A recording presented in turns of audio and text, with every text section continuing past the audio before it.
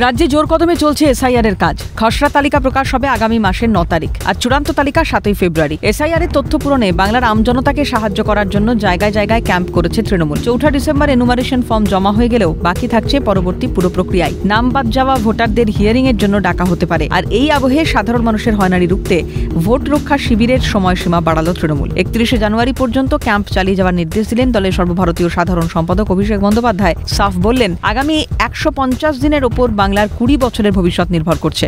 SIR ইস্যুতে সোমবার দলের নেতা, মন্ত্রী, বিধায়ক, সাংসদদের নিয়ে ভার্চুয়াল বৈঠক করেন তৃণমূলের নাম্বার 2। ওই বৈঠকে অভিষেক বন্দ্যোপাধ্যায় জানিয়ে দেন, একজন বৈধ ভোটারের নামও বাদ দেওয়া চলবে না। খসড়া তালিকা থেকে বিজেপি ও কমিশন নাম বাদ দিতে পারে আশঙ্কা প্রকাশ করে তৃণমূলের আগামী পদক্ষেপের ঘোষণা করেছেন। বলেন, আগামী মাসের 9 তারিখ থেকে স্টেপ 2 শুরু করা হবে। কারো তথ্যের সমস্যা হলে পাশে দাঁড়াতে হবে। ক্যাম্পের সময়সীমা বৃদ্ধির ঘোষণা মাইকিং করে জানাতে হবে। পাশাপাশি দিদির দূত অ্যাপে তৃণমূলের বিএলএদের রেজিস্ট্রেশন বাধ্যতামূলক করা হয়েছে। তুলে ধরেন কোন কোন বিধানসভায় বিএলওরা ভালো কাজ করেছেন আর কোন কোন জায়গায় পারফরমেন্স খারাপ।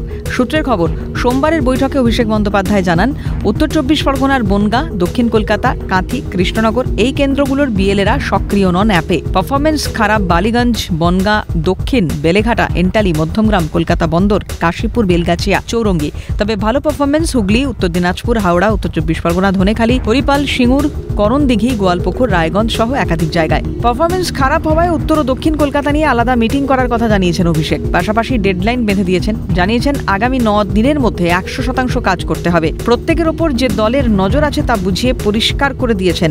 রিপোর্ট যাচ্ছে সরাসরি দলনেত্রী মমতা বন্দ্যোপাধ্যায়ের কাছে। সোমবারের বৈঠক থেকে অভিষেক বন্দ্যোপাধ্যায় নেতা, মন্ত্রী, সাংসদ, বিধায়কদের কাজ ভাগ করে দেন।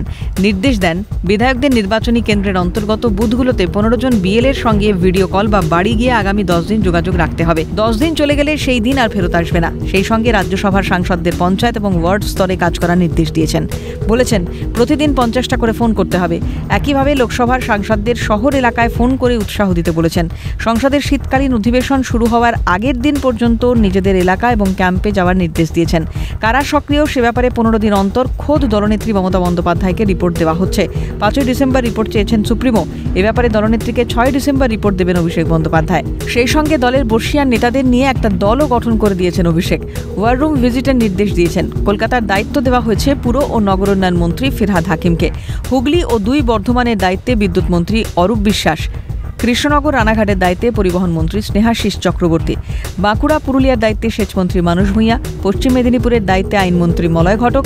মন্ত্রী বেচারাম মান্নাকে পূর্ব মেদিনীপুর, পঞ্চায়েত মন্ত্রী প্রদীপ মজুমদারকে পশ্চিম বর্ধমান, অর্থ প্রতিমন্ত্রী চন্দ্রিমা ভট্টাচার্যকে ঝাড়গ্রাম, উত্তরবঙ্গ উন্নয়ন মন্ত্রী উদয়ন গুহ পেয়েছেন জলপাইগুড়ি, কোচবিহারের দায়িত্ব। প্রসূন বন্দ্যোপাধ্যায়কে দক্ষিণ দিনাজপুর, দমকল মন্ত্রী সুজিত বসুকে বনগাঁ, বসিরহাট, রানাঘাট, সাংসদ ঋতব্রত বন্দ্যোপাধ্যায়কে মুর্শিদাবাদ, সামিরুল ইসলামকে মালদা ও উত্তর দিনাজপুর এবং মন্ত্রী দিলীপ মণ্ডলকেই কোচবিহারের দায়িত্ব দেওয়া হয়েছে। সোমবারের বৈঠকে অভিষেক বার্তা দেন, লড়াই মাঠে ময়দানে। মানুষকে সঙ্গে নিয়েই লড়তে হবে তৃণমূলকে।